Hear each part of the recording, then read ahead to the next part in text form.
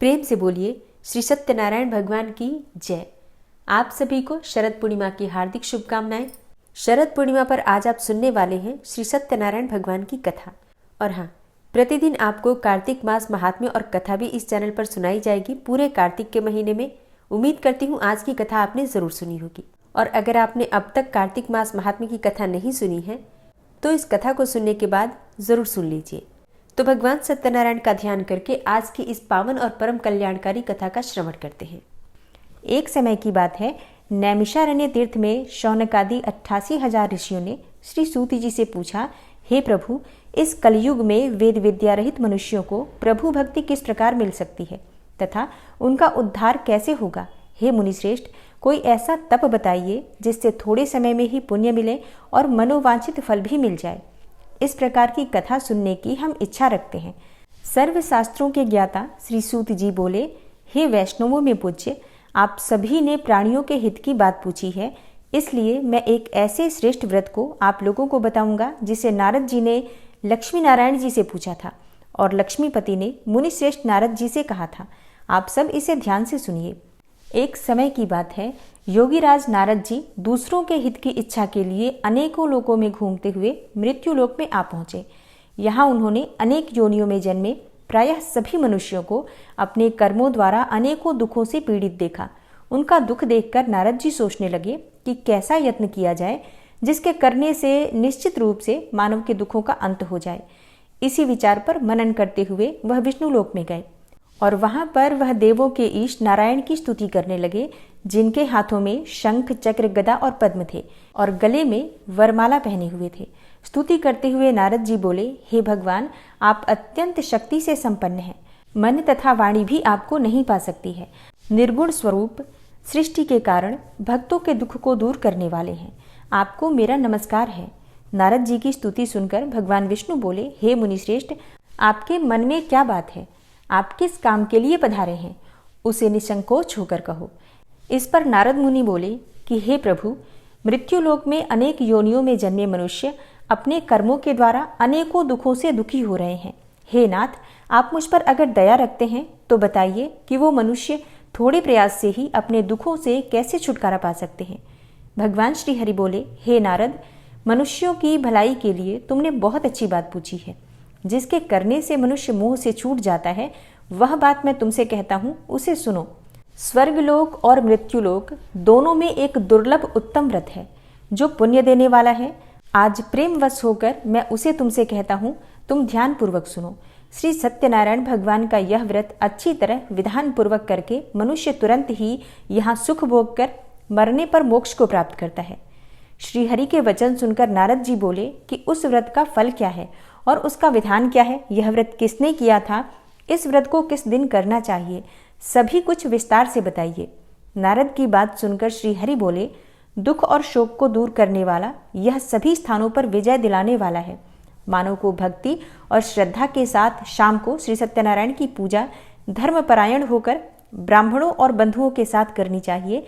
भक्ति भाव से ही नैवेद्य केले का फल, घी, दूध और गेहूं का आटा सवाया लें। गेहूं के स्थान पर साठी का आटा, शक्कर तथा गुड़ लेकर और सभी भक्षण योग्य पदार्थों को मिलाकर भगवान का भोग लगाएं। ब्राह्मणों सहित बंधु बांधवों को भी भोजन कराएं। इसके बाद स्वयं भोजन करें। भजन कीर्तन के साथ भगवान की भक्ति में लीन हो जाएं। इस तरह से सत्यनारायण भगवान का यह व्रत करने पर मनुष्य की सारी इच्छाएं निश्चित रूप से पूरी होती हैं। इस कलिकाल में अर्थात कलयुग में मृत्युलोक में मोक्ष का यही एक सरल उपाय बताया गया है। भगवान श्री हरि विष्णु ने कहा, यह सत्यनारायण व्रत सभी प्रकार के दुखों जैसे शारीरिक दुख, मानसिक दुख, शोक आदि का समन करने वाला है और धन धान्य की वृद्धि करता है, सौभाग्य अखंड करता है और संतान प्राप्ति के लिए किया जाता है। कलयुग में यह सबसे छोटा सा उपाय है। इस प्रकार श्री सत्यनारायण भगवान की कथा का प्रथम अध्याय समाप्त हुआ। प्रेम से बोलिए श्री सत्यनारायण भगवान की जय। सत्यनारायण व्रत का दूसरा अध्याय। श्री सूत जी बोले, हे द्विजों, अब मैं पुनः पूर्व काल में जिसने इस सत्यनारायण व्रत को किया था उसे भली भांति विस्तार पूर्वक कहूंगा। आप सब ध्यान पूर्वक सुनिए। एक समय की बात है, रमणीय काशी नगरी में कोई अत्यंत निर्धन ब्राह्मण रहता था। भूख और प्यास से व्याकुल होकर वह प्रतिदिन पृथ्वी पर भटकता रहता था। ब्राह्मणों से प्रेम करने वाले भगवान ने उस दुखी ब्राह्मण को देखकर वृद्ध ब्राह्मण का रूप धारण करके उस द्विज से आदरपूर्वक पूछा, हे विप्र, प्रतिदिन अत्यंत दुखी होकर तुम किस लिए पृथ्वी पर भ्रमण करते रहते हो? हे द्विज श्रेष्ठ, यह सब बतलाओ, मैं सुनना चाहता हूँ। ब्राह्मण बोला, हे प्रभु, मैं अत्यंत दरिद्र ब्राह्मण हूँ और भिक्षा के लिए ही पृथ्वी पर घूमा करता हूँ। यदि मेरी इस दरिद्रता को दूर करने का आप कोई उपाय जानते हो तो कृपा पूर्वक बतलाइए। वृद्ध ब्राह्मण बोला, हे ब्राह्मण देव, सत्यनारायण भगवान विष्णु अभिष्ट फल को देने वाले हैं।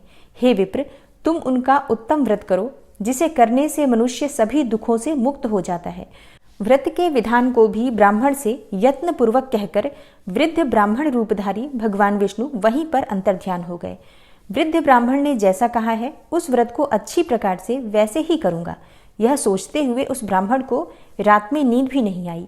अगले दिन प्रातःकाल उठकर सत्यनारायण का व्रत करूंगा ऐसा संकल्प करके वह ब्राह्मण भिक्षा के लिए चल पड़ा।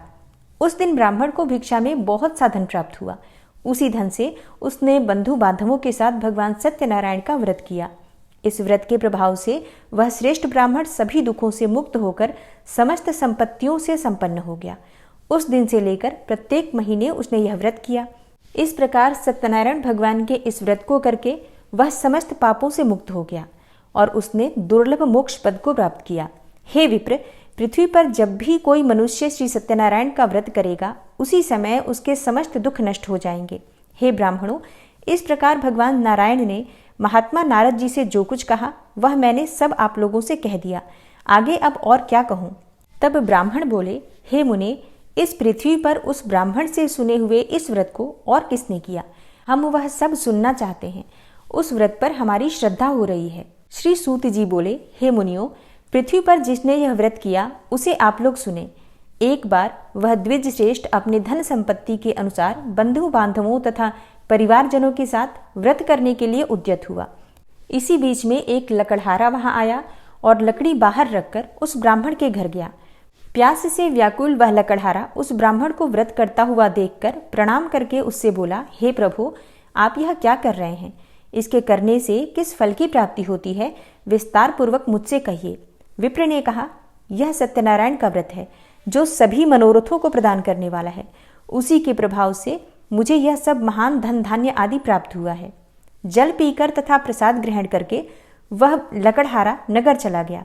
सत्यनारायण देव के लिए मन से ऐसा सोचने लगा कि आज लकड़ी बेचने से जो भी धन प्राप्त होगा उसी धन से भगवान सत्यनारायण का श्रेष्ठ व्रत करूंगा।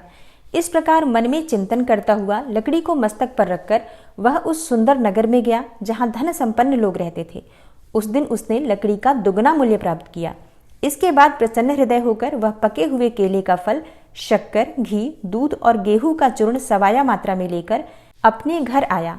तत्पश्चात उसने अपने बंधु बांधवों को बुलाकर विधि विधान से भगवान श्री सत्यनारायण का व्रत किया और इस व्रत के प्रभाव से वह पुत्र और धन आदि से संपन्न हो गया और इस लोक में अनेकों सुखों का भोग करके अंत में सत्यपुर अर्थात वैकुंठ लोक चला गया।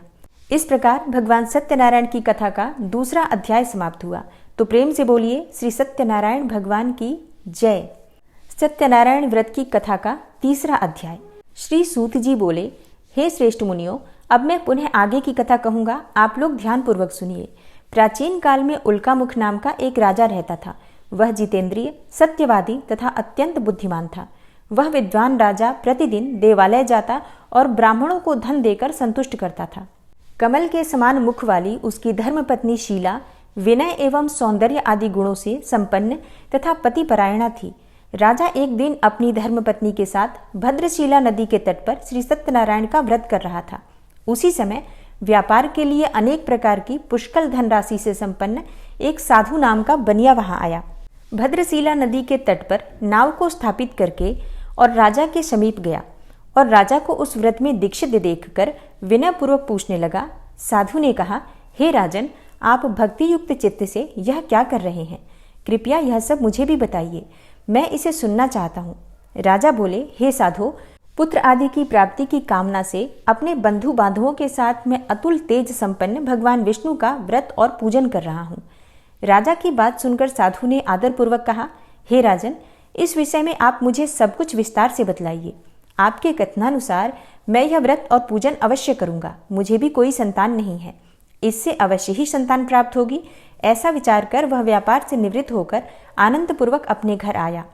उसने अपनी भार्या से संतति प्रदान करने वाले इस सत्यव्रत को विस्तार पूर्वक बताया तथा जब मुझे संतान प्राप्त होगी तब मैं इस व्रत को अवश्य करूंगा। इस प्रकार उस साधु ने अपनी भार्या लीलावती से कहा। एक दिन उसकी लीलावती नाम की सती साध्वी भार्या पति के साथ आनंद चित्त से ऋतुकालीन धर्माचरण में प्रवृत्त हुई और भगवान श्री सत्यनारायण की कृपा से उसकी वह भार्या गर्भिणी हुई। 10वें महीने में उससे कन्या रत्न की प्राप्ति हुई और शुक्ल पक्ष के चंद्रमा की भांति यानी दिन प्रतिदिन वह कन्या बढ़ने लगी। उस कन्या का नाम कलावती रखा गया। इसके बाद एक दिन लीलावती ने अपने पति से मधुर वाणी में कहा, आप पूर्व में संकल्पित श्री सत्यनारायण के व्रत को क्यों नहीं कर रहे हैं? साधु बोला, हे प्रिय, इसके विवाह के समय में यह व्रत करूंगा। इस प्रकार अपनी पत्नी को भली भांति आश्वस्त करके वह व्यापार करने के लिए नगर की ओर चला गया। इधर कन्या कलावती अपने पिता के घर में वृद्धि को प्राप्त होने लगी। तदनंतर धर्मज्ञ साधु ने नगर में सखियों के साथ क्रीड़ा करती हुई अपने कन्या को विवाह के योग्य देखकर आपस में मंत्रणा करके कन्या के विवाह के लिए श्रेष्ठ वर की खोज करो, ऐसा दूत से कहकर शीघ्र ही उसे भेज दिया। उसकी आज्ञा प्राप्त करके दूत कांचन नामक नगर में गया और वहां से एक वणिक का पुत्र लेकर आया। उस साधु ने उस वणिक के पुत्र को सुंदर और गुणों से संपन्न देखकर अपनी जाति के लोगों तथा बंधु बांधवों के साथ संतुष्ट चित्त होकर विधि विधान से वणिक पुत्र के साथ कन्या का विवाह कर दिया। उस समय वह साधु बनिया दुर्भाग्यवश भगवान का वह उत्तम व्रत करना भूल गया। पूर्व संकल्प के अनुसार विवाह के समय में व्रत न करने के कारण भगवान उस पर रुष्ट हो गए। कुछ समय के पश्चात अपने व्यापार कर्म में कुशल वह साधु बनिया काल की प्रेरणा से अपने दामाद के साथ व्यापार के लिए समुद्र के समीप स्थित रत्नसारपुर नामक सुंदर नगर में गया और अपने श्री संपन्न दामाद के साथ वहां व्यापार करने लगा। उसके बाद में दोनों राजा चंद्रकेतु के रमणीय नगर में गए। उसी समय भगवान श्री सत्यनारायण ने उसे भ्रष्ट प्रतिज्ञ देखकर इसे दारुण कठिन और महान दुख प्राप्त होगा यह श्राप दे दिया। एक दिन एक चोर राजा चंद्रकेतु के धन को चुराकर वहीं आया जहां दोनों वणिक स्थित थे। वह अपने पीछे दौड़ते हुए दूतों को देखकर भयभीत चित्त से धन वहीं छोड़कर शीघ्र ही छिप गया। इसके बाद राजा के दूत वहां आ गए जहां वह साधु वणिक था और वहां राजा के धन को देखकर वे दूत उन दोनों वणिक पुत्रों को बांध कर ले आए और हर्षपूर्वक दौड़ते हुए राजा से बोले, हे प्रभु, हम 2 चोर पकड़ कर लाए हैं, इन्हें देखकर आप आज्ञा दें। राजा की आज्ञा से दोनों शीघ्र ही दृढ़तापूर्वक बांधकर बिना विचार किए महान कारागार में डाल दिए गए। भगवान सत्यदेव की माया से किसी ने उन दोनों की कोई बात नहीं सुनी और राजा चंद्रकेतु ने उन दोनों का धन भी ले लिया। भगवान के श्राप से वणिक के घर में उसकी भार्या भी अत्यंत दुखित हो गई और उनके घर में जो सारा का सारा धन था वह चोर चुरा ले गया। लीलावती शारीरिक तथा मानसिक पीड़ाओं से युक्त भूख और प्यास से दुखी अन्न की चिंता में दर दर भटकने लगी। कलावती कन्या भी भोजन के लिए इधर उधर प्रतिदिन घूमने लगी। एक दिन भूख से पीड़ित कलावती एक ब्राह्मण के घर गई। वहां जाकर उसने श्री सत्यनारायण के व्रत और पूजन को देखा। वहां बैठकर उसने कथा सुनी और वरदान मांगा। इसके बाद प्रसाद ग्रहण करके वह कुछ रात होने पर घर गई। माता ने कलावती कन्या से प्रेम पूर्वक पूछा, हे पुत्री, रात्रि में तू कहाँ रुक गई थी? तुम्हारे मन में क्या है? कलावती कन्या ने तुरंत माता से कहा, हे माँ, मैंने एक ब्राह्मण के घर में मनोरथ प्रदान करने वाला व्रत देखा है। कन्या की उस बात को सुनकर वह वणिक की भार्या व्रत को करने को उद्यत हुई और प्रसन्न मन से उस साध्वी ने बंधु बांधवों के साथ भगवान श्री सत्यनारायण का व्रत किया तथा इस प्रकार प्रार्थना की, हे भगवान, आप हमारे पति एवं जामाता के अपराध को क्षमा करें। वे दोनों अपने घर शीघ्र ही आ जाएं। इस व्रत से भगवान सत्यनारायण पुनः संतुष्ट हो गए तथा उन्होंने नृपश्रेष्ठ चंद्रकेतु को स्वप्न दिखाया और स्वप्न में कहा, हे नृपश्रेष्ठ, प्रातःकाल दोनों वणिकों को छोड़ दो और वह सारा धन भी दे दो जो तुमने उनसे इस समय ले लिया है, अन्यथा राज्य, धन एवं पुत्र सहित तुम्हारा सर्वनाश कर दूंगा। राजा से स्वप्न में ऐसा कहकर भगवान सत्यनारायण अंतर्ध्यान हो गए। इसके बाद प्रातःकाल राजा ने अपने सभासदों के साथ सभा में बैठकर अपना स्वप्न सुनाया और कहा, दोनों वणिक पुत्रों को शीघ्र ही मुक्त कर दो। राजा की ऐसी बात सुनकर वे राजपुरुष दोनों महाजनों को बंधन मुक्त करके राजा के सामने लाकर विनयपूर्वक बोले, हे महाराज, बेड़ी बंधन से मुक्त करके दोनों वणिक पुत्र लाए गए हैं। इसके बाद दोनों महाराज नृपश्रेष्ठ चंद्रकेतु को प्रणाम करके अपने पूर्व वृतांत का स्मरण करते हुए भय विह्वल हो गए और कुछ बोल न सके। राजा ने वणिक पुत्रों को देखकर आदरपूर्वक कहा, आप लोगों को प्रारब्धवश यह महान दुख प्राप्त हुआ है। इस समय अब कोई भय नहीं है। राजा ने वस्त्र अलंकार देकर उन दोनों वणिक पुत्रों को संतुष्ट किया तथा सामने बुलाकर वाणी द्वारा अत्यधिक आनंदित किया और पहले जो धन लिया था उसे दुगना करके दिया। उसके बाद राजा ने पुनः उनसे कहा, हे साधो, अब आप अपने घर को जाएं। राजा को प्रणाम करके दोनों महावैश्यों ने अपने घर की ओर प्रस्थान किया। इस प्रकार श्री सत्यनारायण भगवान की कथा का तीसरा अध्याय समाप्त हुआ। तो प्रेम से बोलिए श्री सत्यनारायण भगवान की जय। सत्यनारायण व्रत की कथा का चौथा अध्याय। श्री सूत जी बोले, साधु बनिया मंगलाचरण करके और ब्राह्मणों को धन देकर अपने नगर के लिए चल पड़ा। साधु के कुछ दूर जाने पर भगवान सत्यनारायण ने उसकी सत्यता की परीक्षा लेने की जिज्ञासा से पूछा, साधु, तुम्हारी नाव में क्या भरा है? तब धन के मद में चूर होकर दोनों महाजनों ने अवहेलना पूर्वक हंसते हुए कहा, हे दंडी सन्यासी, क्यों पूछ रहे हो? क्या कुछ मुद्रा लेने की इच्छा है? हमारी नाव में तो लता और पत्ते आदि भरे हैं। ऐसी निष्ठुर वाणी सुनकर सत्यनारायण वेशधारी श्री दंडी बोले, तुम्हारी बात सच हो जाए। ऐसा कहकर दंडी सन्यासी का रूप धारण किए हुए भगवान कुछ दूर जाकर समुद्र के समीप बैठ गए। दंडी के चले जाने पर नित्य क्रिया से निवृत्त होकर उतरी हुई अर्थात जल में ऊपर की ओर उठी हुई नौका को देखकर साधु अत्यंत आश्चर्य में पड़ गया और नाव में लता और पत्ते आदि देखकर मूर्छित होकर पृथ्वी पर गिर पड़ा। सचेत होने पर वणिक पुत्र चिंतित हो गया। तब उसके दामाद ने इस प्रकार कहा, आप शोक क्यों करते हैं? दंडी ने श्राप दे दिया है। इस स्थिति में वे ही चाहें तो सब कुछ कर सकते हैं, इसमें संशय नहीं है। अतः उन्हीं की शरण में चलें, वहीं जाकर मन की इच्छा पूर्ण होगी। दामाद की बात सुनकर साधु बनिया उनके पास गया और वहां दंडी को देखकर उसने भक्ति पूर्वक उन्हें प्रणाम किया तथा आदर पूर्वक कहने लगा, आपके सम्मुख मैंने जो कुछ कहा है वह असत्य भाषण रूप अपराध किया है। आप मेरे उस अपराध को क्षमा करें। ऐसा कहकर बारंबार प्रणाम करके वह महान शोक से व्याकुल हो गया। दंडी ने उसे रोता हुआ देखकर कहा, हे मूर्ख, रो मत, मेरी बात सुनो। मेरी पूजा से उदासीन होने के कारण तथा मेरी आज्ञा से ही तुम्हें बारंबार दुख प्राप्त हुआ है। भगवान की ऐसी वाणी सुनकर वह स्तुति करने लगा। साधु ने कहा, हे प्रभु, आश्चर्य की बात है कि आपकी माया से मोहित होने के कारण ब्रह्मा आदि देवता भी आपके गुणों और रूपों को यथावत रूप से नहीं जान पाते। फिर मैं मूर्ख आपकी माया से मोहित होने के कारण कैसे जान सकता हूँ? आप प्रसन्न होइए, मैं आपकी शरण में आया हूँ। मेरा जो नौका में स्थित पूरा धन था उसकी आप रक्षा कीजिए। उस बनिया की भक्तियुक्त वाणी सुनकर भगवान जनार्दन संतुष्ट हो गए। भगवान हरि उसे अभिष्ट वर प्रदान करके वहीं अंतर्ध्यान हो गए। उसके बाद वह साधु अपनी नौका में चढ़ा और उसे धन धान्य से परिपूर्ण देखकर भगवान सत्यदेव की कृपा से हमारा मनोरथ सफल हो गया, ऐसा कहकर स्वजनों के साथ उसने भगवान की विधिवत पूजा की। भगवान श्री सत्यनारायण की कृपा से वह आनंद से परिपूर्ण हो गया और नाव को प्रयत्नपूर्वक संभाल कर उसने अपने देश के लिए प्रस्थान किया। साधु बनिया ने अपने दामाद से कहा, वह देखो, मेरी रत्नपुरी नगरी दिखाई दे रही है।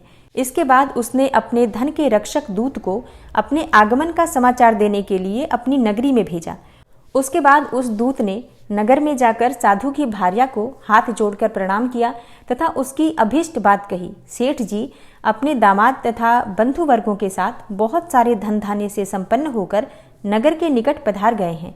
दूत के मुख से यह बात सुनकर वह अति आनंदित हो गई और उस साध्वी ने श्री सत्यनारायण की पूजा करके अपनी पुत्री से कहा, मैं साधु के दर्शन के लिए जा रही हूँ, तुम शीघ्र आओ।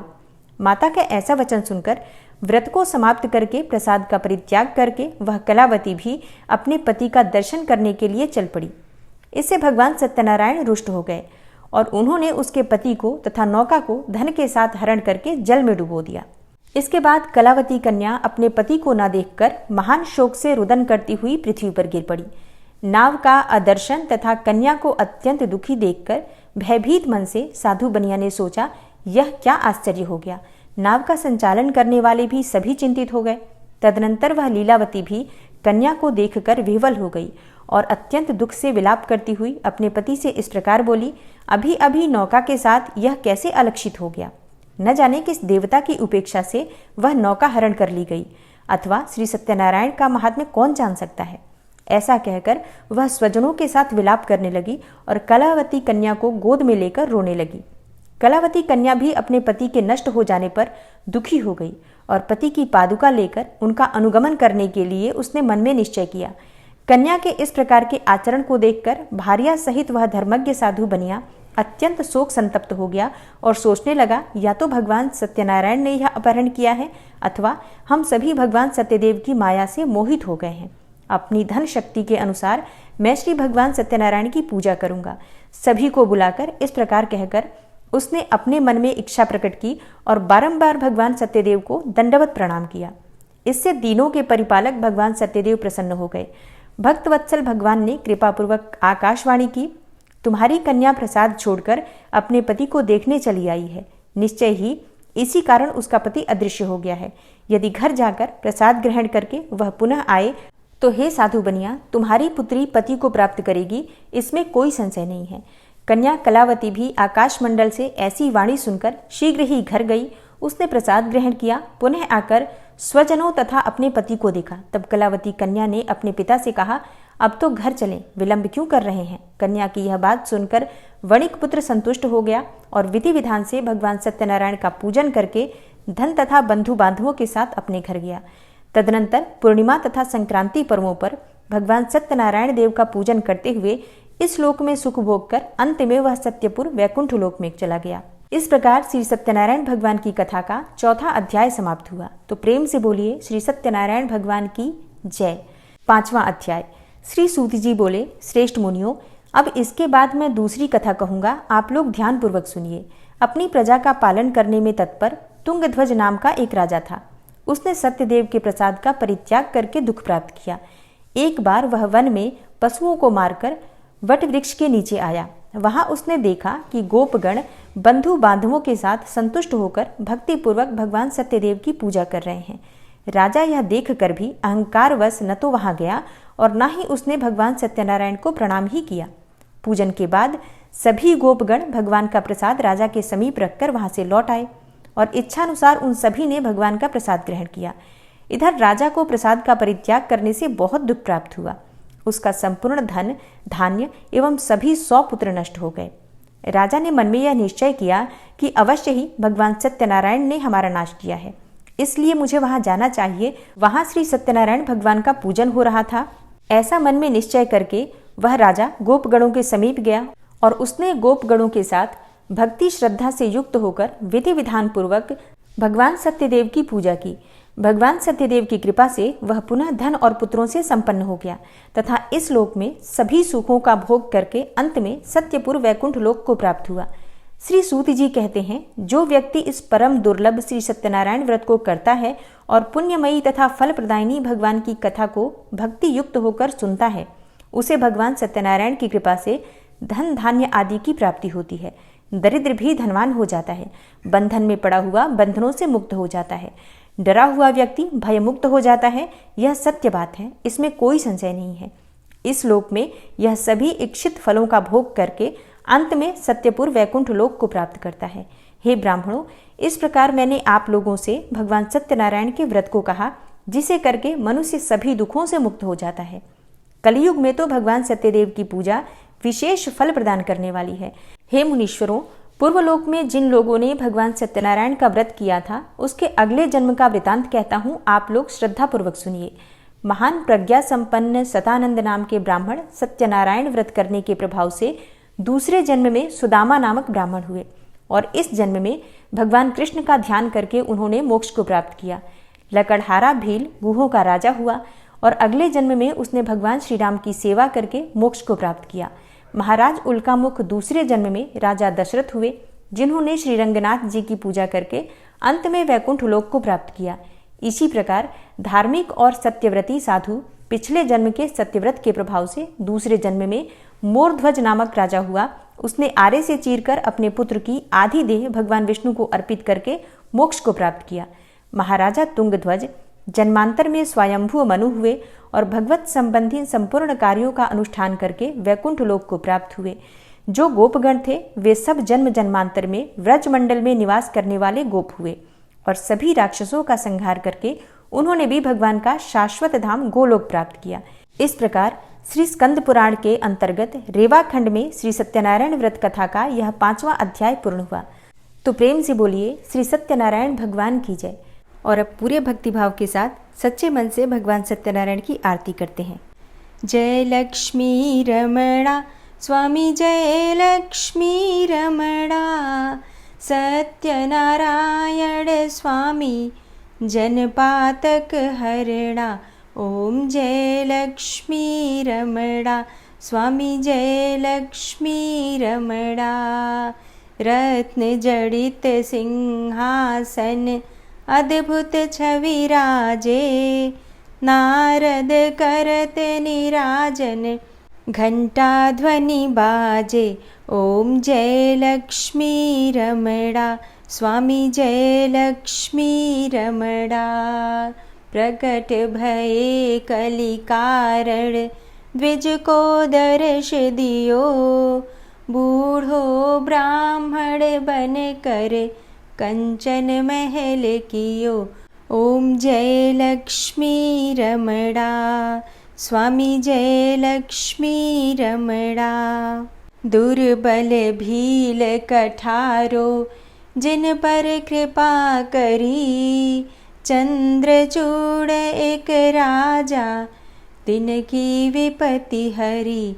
ओम जय लक्ष्मी रमणा स्वामी जय लक्ष्मी रमणा, वैश्य मनोरथ पायो श्रद्धा तज दीन्ही, सो फल भोग्यो प्रभु जी फिर स्तुति कीन्ही। ओम जय लक्ष्मी रमणा स्वामी जय लक्ष्मी रमणा, भाव भक्ति के कारण छिन छिन रूप धर्यो, श्रद्धा धारण कीन्ही तिनको काज सर्यो। ओम जय लक्ष्मी रमणा स्वामी जय लक्ष्मी रमणा, ग्वाल बाल संग राजा वन में भक्ति करी, मन वांछित फल दीन्हो दीन दयाल हरि। ओम जय लक्ष्मी रमणा स्वामी जय लक्ष्मी रमणा, चढ़त प्रसाद सवायो कदली फल मेवा, धूप दीप तुलसी से राजी सत्य देवा। ओम जय लक्ष्मी रमणा स्वामी जय लक्ष्मी रमणा, श्री सत्यनारायण जी की आरती जो कोई नर गावे, रिद्धि सिद्धि सुख संपत्ति सहज रूप पावे। ओम जय लक्ष्मी रमणा स्वामी जय लक्ष्मी रमणा, श्री सत्यनारायण स्वामी जनपातक हरणा। ओम जय लक्ष्मी रमणा। प्रेम से बोलिए श्री सत्यनारायण भगवान की जय। और हाँ, वीडियो अच्छी लगी हो तो लाइक कीजिए, शेयर कीजिए। चैनल पर पहली बार आए हैं, अच्छी लगी है अगर आज की वीडियो आपको, तो चैनल को सब्सक्राइब करके बेल आइकन को ज़रूर प्रेस कर लीजिए। मिलती हूँ मैं आपसे अगली वीडियो में, तब तक के लिए नमस्कार।